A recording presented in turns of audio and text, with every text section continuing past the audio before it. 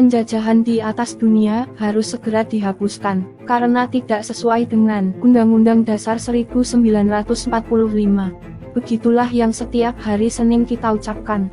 Sebagai bangsa yang besar, sudah saatnya kita bergerak membantu saudara kita di Palestina. Kita tahu bersama, saat ini Palestina sedang berjuang melawan penjajahan. Ribuan nyawa melayang setiap harinya, bahkan tak jarang anak-anak dan juga lansia menjadi korban kebrutalan Israel. Ini tak bisa dibiarkan, Indonesia harus segera bertindak.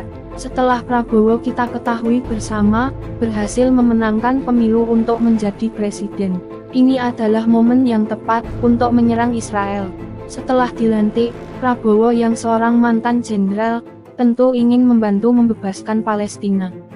Namun sebelum itu, kita semua harus bersatu. Walaupun sebelumnya sempat memanas akibat pemilu. Lalu, bagaimana skenario terbaik melawan Israel? Saat ini penduduk Indonesia kurang lebih hampir 280 juta orang.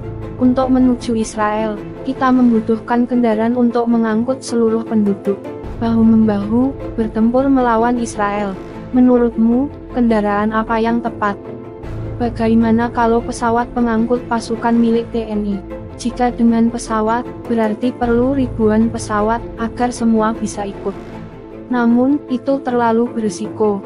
Bayangkan ribuan pesawat terbang bersamaan. Pastinya akan memudahkan musuh untuk menembak pesawat-pesawat kita.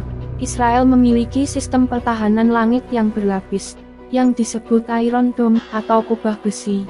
Bisa dipastikan, belum sampai lokasi pertempuran, sudah banyak rakyat Indonesia yang gugur terkena Iron Dome. Bila berkaca dari pengalaman Indonesia di masa lalu, Indonesia mampu mengalahkan para penjajah hanya dengan bambu runcing. Dan strategi yang cocok adalah perang senyap. Dengan begitu, jalur laut menjadi tumpuan, agar kita bisa perang senyap melawan Israel. Kalau begitu, kita harus segera membuat perahu yang besar, kurang lebih seperti perahu Nabi Nuh. Untuk hal ini, kita bisa mempercayakan pembuatannya kepada suku Dayak. Mereka memiliki banyak kayu ulin yang keras dan kuat. Dengan harapan, kayu ulin bisa menahan peluru Israel. Sepertinya, 3 perahu sudah cukup. Agar lebih mumpuni, perahu-perahu ini akan dipasang senjata dari PT PAL Indonesia. Setelah kendaraan siap, kini saatnya rakyat berkumpul untuk mengatur strategi perang senyap melawan Israel. Agar mendapat kemenangan, alangkah baiknya, sebelum berangkat kita berdoa sesuai kepercayaan masing-masing. Sepertinya, pasukan Kopaska dari Angkatan Laut Indonesia akan berangkat terlebih dulu. Dengan kemampuan menyelamnya, mereka tak membutuhkan perahu. Mereka akan berenang menuju Israel dengan hening. Nantinya akan mengamankan pendaratan perahu pasukan Indonesia. Sekarang, perahu pertama. Perahu ini berfungsi sebagai pasukan pendobrak. Saatnya suku Jawa masuk. Mereka memiliki kemampuan silat yang baik, sehingga cocok sebagai pasukan garis depan. Berikutnya, suku Madura masuk. Mereka akan menggunakan kemampuan seni celuritnya untuk carok melawan Israel. Berikutnya, suku Aceh masuk. Mereka akan membantu dengan tebasan rencong yang sangat tajam. Saatnya, orang Sumatera juga akan masuk. Mereka akan melompat dari belakang dan menghujam Israel dengan senjata badiknya. Selanjutnya suku Sunda siap masuk. Mereka ahli menggunakan kujang dengan baik. Mereka tak segan membabat Israel secepat kilat. Berikutnya, suku Bali masuk. Mereka akan mencabik-cabik Israel dengan kesaktian tombak Trisula. Kopassus juga akan masuk ke perahu pertama.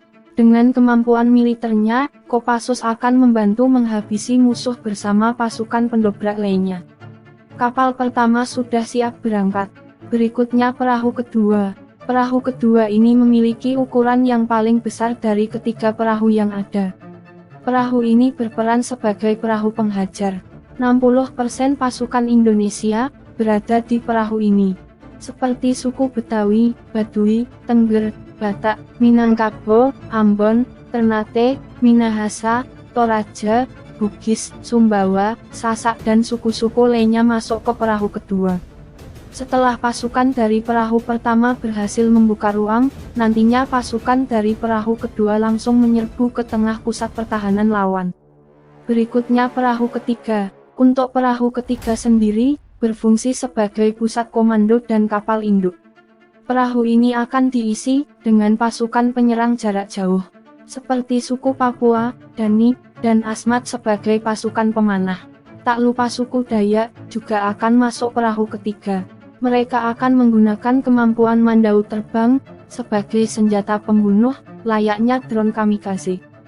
Semua pasukan TNI bergabung di sini untuk mengoperasikan semua alutsista TNI. Karena perahu ketiga membawa seluruh persenjataan dan alutsista TNI.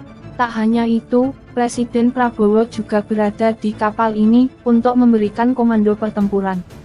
Di bawah kapal ketiga ini, kapal selam milik TNI menyelam di kedalaman laut yang tak terdeteksi.